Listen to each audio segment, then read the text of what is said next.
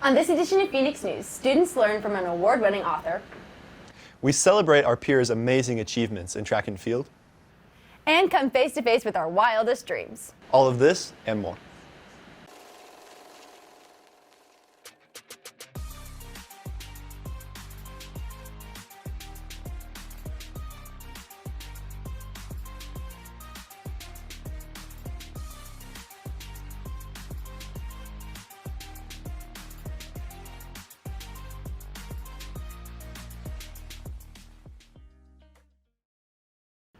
I'm Madeline Saisanasi. I'm Jude Sabatini. Welcome to another episode of Phoenix News. Since you've last seen us, springtime has come in full force. The weather's getting warmer, the flowers are blooming, and students have their minds on summer vacation. What have you been up to since spring break? You know, even with the nice scenery, my allergies keep me inside reading whenever I have free time. There's just always a new book to keep me occupied. I've been reading so much, sometimes I think I'm becoming an author myself. Well, lucky for you then. We recently had a famous author here on campus to talk to our middle school students about how they can harness their storytelling skills too. Oh yeah, I heard about that. Jennifer Nielsen visited with students, gave out books, and helped them learn to write themselves. Our crew spoke with her and the DTSOI librarian, Mrs. Dolan, about the opportunity. And the construction of the Berlin Wall.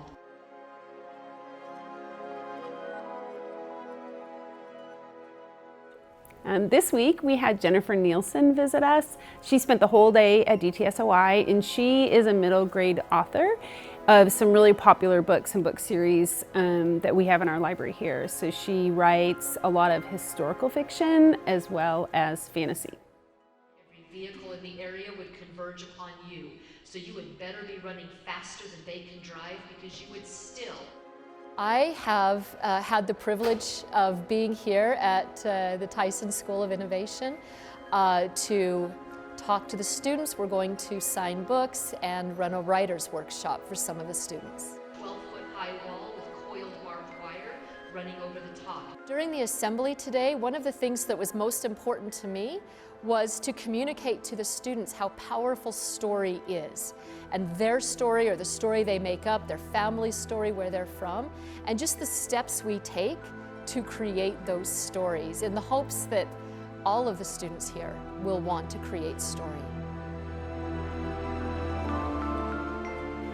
What I love seeing and what I think the kids really took away is just like a renewed excitement about her books, and I've got kids coming in all day long looking to be able to check out her books.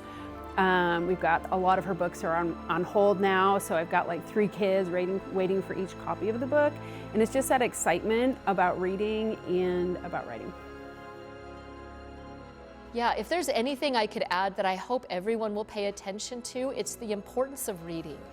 That sometimes we get assigned books and then that becomes our focus, or we get so busy, and I totally understand that.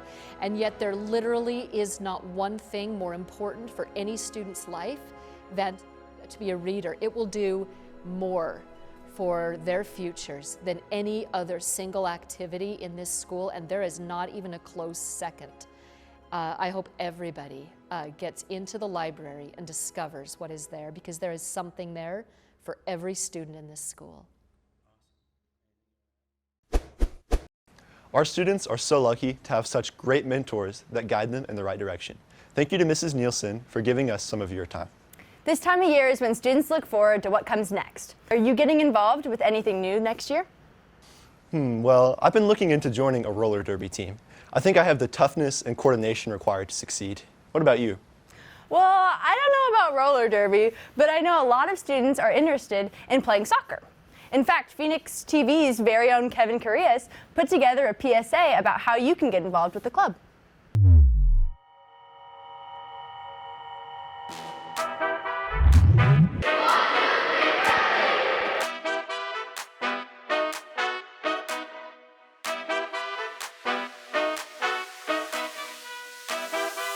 Opportunity to join like the chorus in 6th and 7th grade, where you actually will play for the school and compete against other middle schools. It's a really cool program.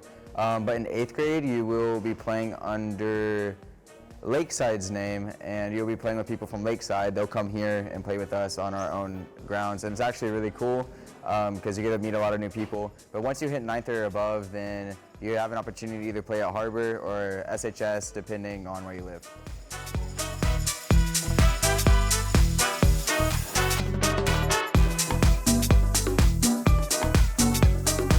Are you a good soccer player? I'm all right. Just all right? Yeah, all right.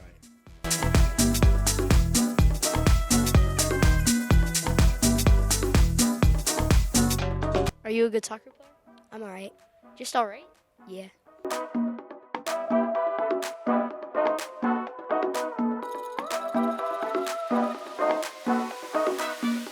Are you a good soccer player? I'm all right. Just all right? Yeah.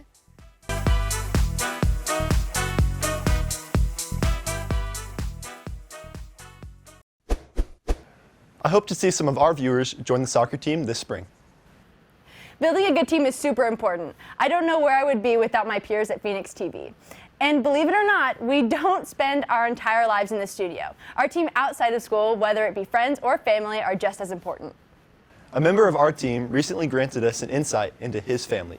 Adrian Irabora Diaz told the story of his grandmother and her life immigrating to the United States. He's excited to show you a part of his heritage. Hello, my name is Adrian. I'm an 11th grader here at SOI and I'm Mexican. And today I wanted to take the time to inform you all about my heritage and what it means to me. You see, my heritage is mainly built off of my own childhood customs, stuff that I grew up, like even just little things like eating mazapan, playing with traditional Mexican toys, seeing my parents like kind of take care of gardening, or not take care of gardening, but take care of plants, or even just like seeing a whole bunch of religious stuff and being around all that stuff growing up. And I want to take the time to inform you all about what that stuff means to me, and who none other to tell you about that than my own grandma. She lived in Mexico for the longest I could remember, and she ended up moving to the States, and I think she will be able to inform you about what Mexico and our heritage really means to us as a whole.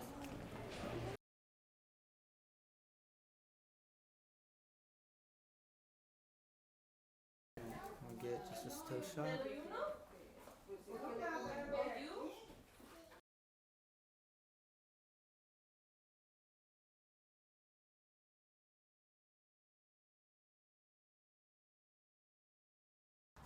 Okay.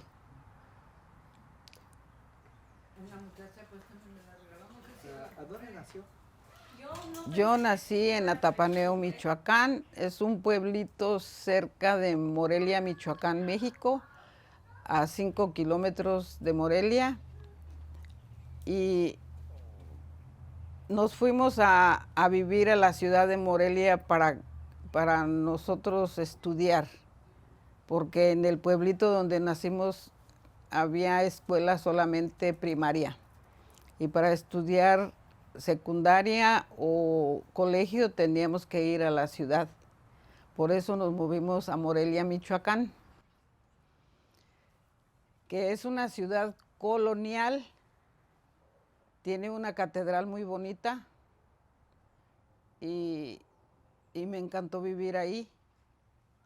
Es una ciudad muy turística.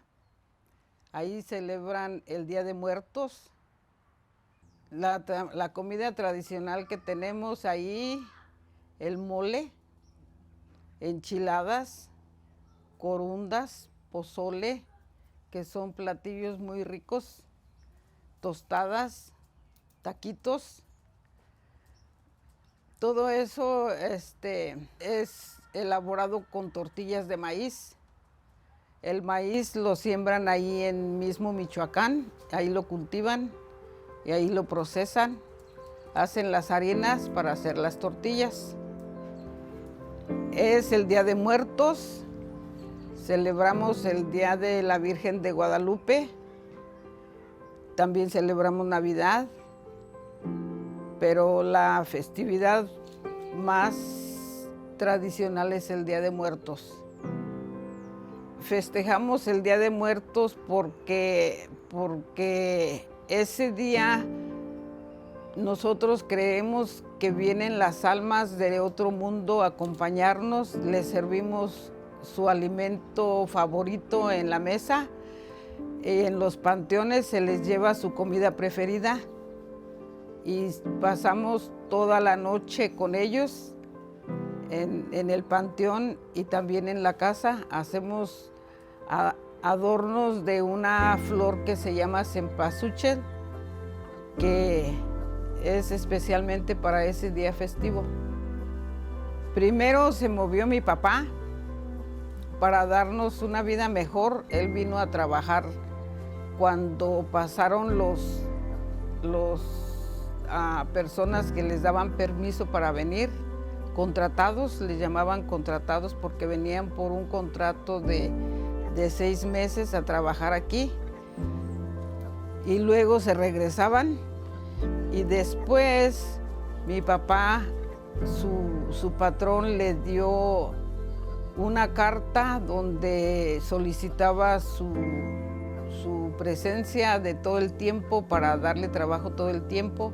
Entonces el patrón de mi papá le ayudó para que se legalizara aquí en Estados Unidos y ya después mi papá nos pudo legalizar a nosotros, a todos sus hijos.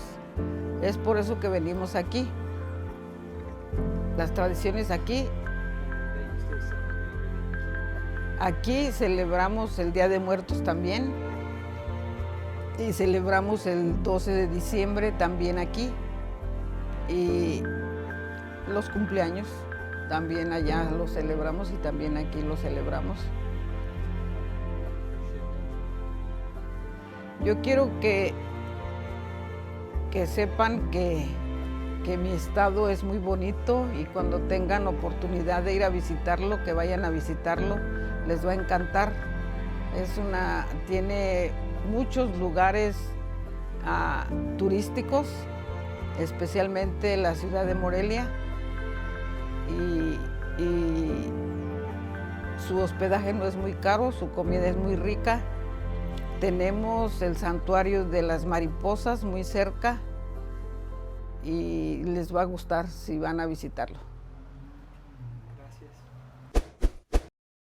As the year starts to wind down, it's always fun to look back at the accomplishments our students earned over the last several months. Particularly in sports, the Phoenix Sim is full of high-achieving athletes that deserve our recognition. One of those is senior Pedro Morales. Recently, Pedro had a standout performance at the statewide track meet. We spoke with him and Coach Gonzalez about the honor and the hard work it took to get there. Anybody can start running. You just gotta set your mind to it and just stay consistent, believe in yourself. I didn't know what it was, but Gabe Gonzalez, my coach, he made me do it without me knowing. So I just ended up doing, and then I just fell in love with the sport. So I've known Pedro Morales for about 6 years now. He came in as a 7th grader, not knowing the sport whatsoever. He joined the sport. Well, I noticed him because he looked like he was a very disciplined kid. He was in my PE class, and he looked like he was very competitive. I joined back in 7th grade. I definitely grew in person, not just in the sport. It just make me who I am today. I definitely see myself in the college, hopefully a D1 school, but we'll just see how it goes and how I do this season. So Pedro has been our team captain pretty much every year. He was one of my first few athletes, and essentially I tell him and Gabe Pelkey what's going on, and they tell the rest of the team what's going on. So as far as leadership roles, he mentors the younger kids. He has a little brother actually on the team, so he mentors the younger athletes. Definitely, it was something nice to finally go after a 10th place. I've always wanted to go top 10, and I got a kick, but it was very exciting. I just try not to think about the race and just set myself to success, things I can control. I try not to think about the things I can't control because it just sets you for not to success. that's not easy for, 10th grade high school kid. I remember those years leading up to senior year, and it's just been a culmination of mileage, years of hours, minutes of miles, up to this point that's made him successful. As always, it's time for us to recognize this episode's influential teacher. Although it's his first year at DTSOI, this teacher has already made a significant impact on our students. His sense of humor, professionalism, and dedication make for a learning environment that never fails to keep students engaged. That's right. This edition of Phoenix News' influential teacher is math teacher Mr. Strauss.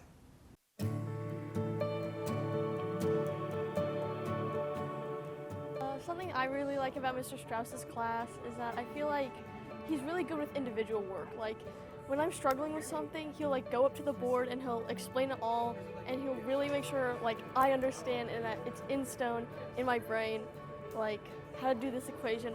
And I never feel really afraid to ask for help in his class. I always feel like I always leave learning a little more than I did when I got here.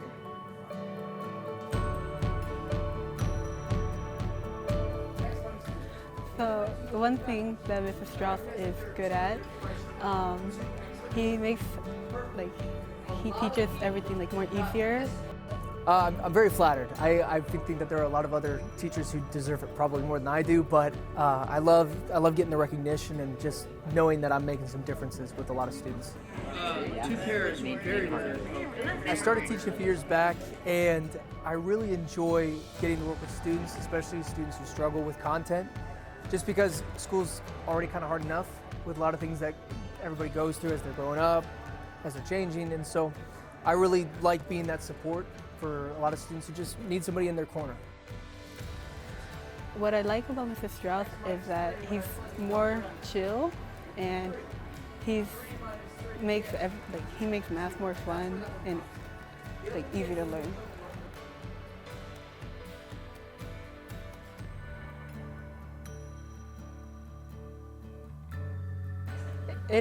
Math is still a struggle for me, but with Mr. Strauss, he makes it more easy to comprehend how to answer it. For those students who especially struggle with math, I struggled with math in high school, and I really struggled to do well, and so I want to make sure that students who have those same problems get that same support that I had. What I like most about Mr. Strauss overall, I'd say, is his ability to really engage everybody into his learning and all of his lessons. It's not just him putting down a slideshow or whatever and going through a couple stuff and then that's it. He actually sits down with each person and tries to at least help them understand overall.